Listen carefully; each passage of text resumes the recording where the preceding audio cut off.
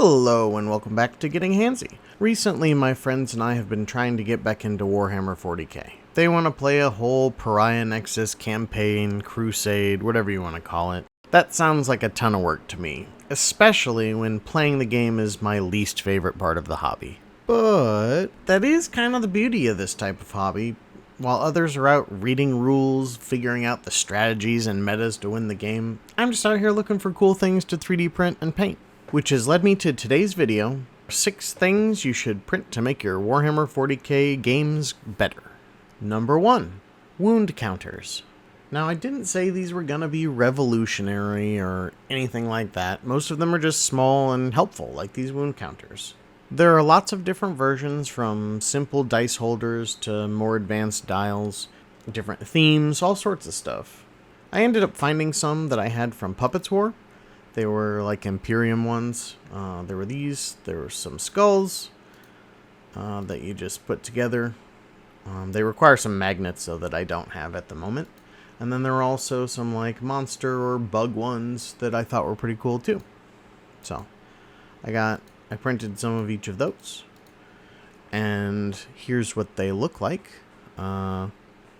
It's, like I said, missing some magnets, so they're not quite put together yet. But they even worked on my FDM printer, so I thought that worked out pretty well.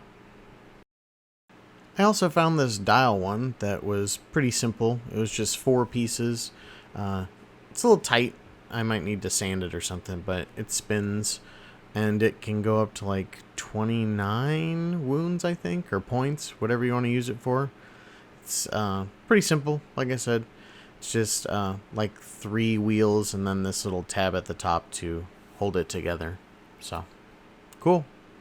On to number 2, objective markers. Now basically anything that can fit into a 40mm circle can be an objective, so there are lots of options. There are a bunch of faction-based designs that would look really good if you had a multicolor FDM printer or wanted to work out the color changes manually. That, however, sounds like a lot of work for me because I don't have a fancy FDM printer.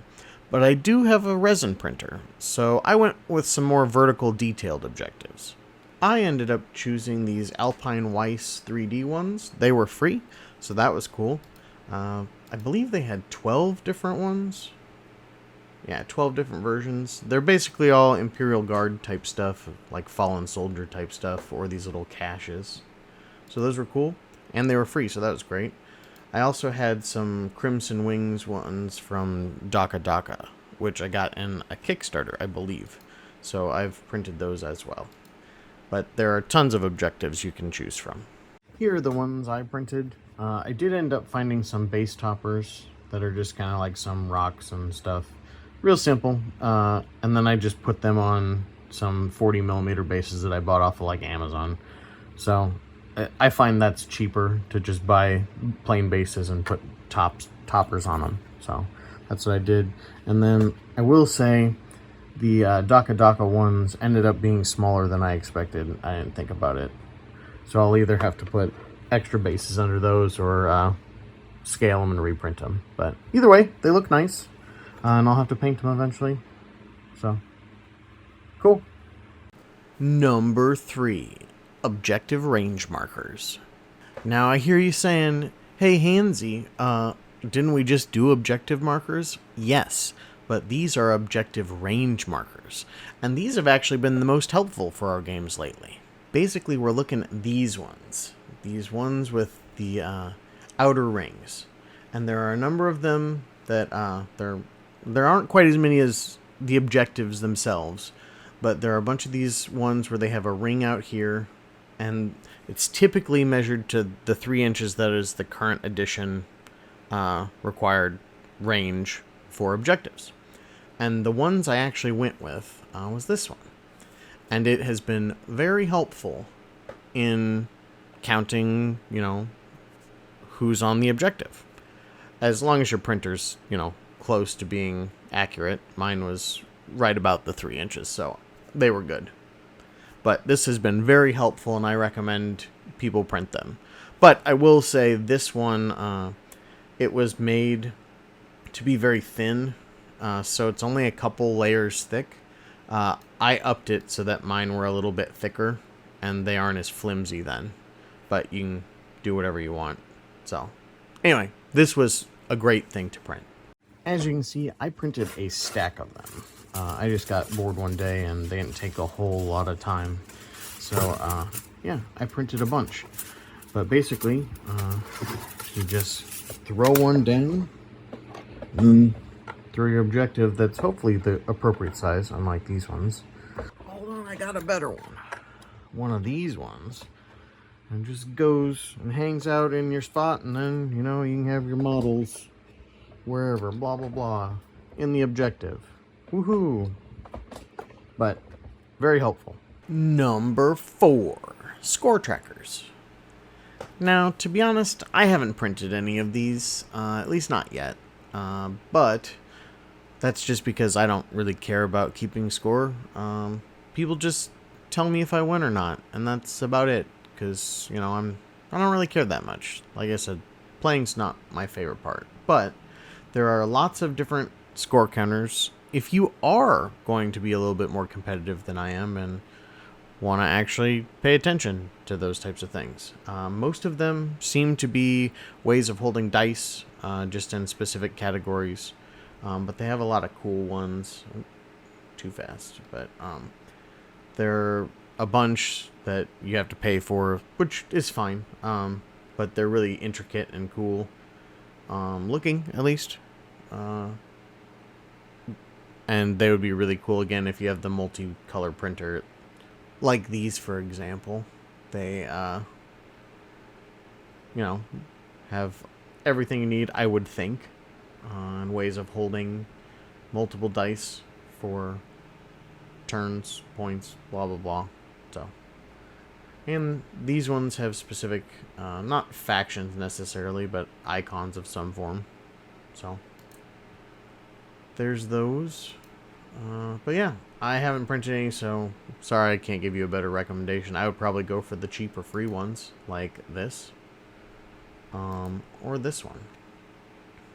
I like freebies, and they seem to have most of the stuff you would need for keeping track of your score.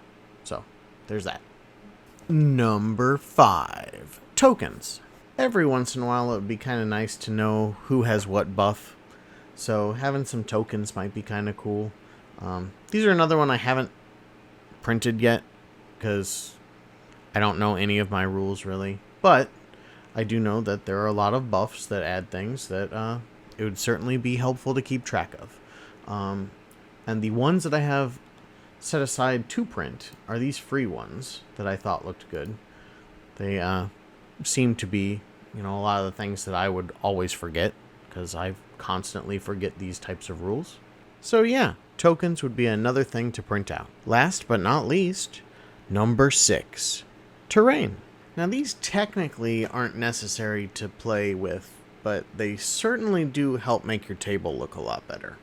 And terrain is just something that there's tons of options for, and basically you can find just about anything you want. From, you know, fantasy to sci-fi, whatever. You'll just have to make sure whatever printer you have can print them. It's not that big a deal, but size might be an issue depending on how big the pieces are. I have currently been looking at Sacris Mundus, I think that's how you pronounce it, for my kind of larger terrain pieces. I haven't necessarily printed that much of it yet, because they're just big and take a lot of time, because I don't FDM print much. But they have these huge sets with lots of options depending on what kind of theme you're going for. The stuff I currently am printing is a, let's see, there's some statues from one of them, but it's not that big a deal. But they have lots of options to choose from, and I believe you get a discount if you're in their Patreon, so that's pretty helpful. The other one that I've used in the past, it's much more detailed for the most part, but Cast and Play has their Terrain Essentials, and I had a bunch of their like Kickstarters or whatever they were. I don't know if they were just tribe things or Kickstarters, but anyway, they have recently branched that out into its own thing. So now you can get just the terrain pieces rather than the minis as well. So that's kind of cool. But they are significantly more detailed, I think, than the other ones. So you'd probably need a resin printer to print these. But they are pretty cool. And yeah, if you wanted to go, I think this latest set was like for a medieval tournament. Yeah, here it is. So it was pretty cool. I got that from the month, I believe. But anyway, terrain can make your table look a lot better. I mean, just think about that. It is a lot of stuff to paint, though. I'll say that as well. But that's half the fun of what we do. So, and there you have it. 6 things to print to make your Warhammer 40k games better. What do you think of those? Did I miss anything that you think is essential? Let me know down in the comments below. As per normal, don't forget to like, share, and subscribe for more videos. Until next time, thanks for watching.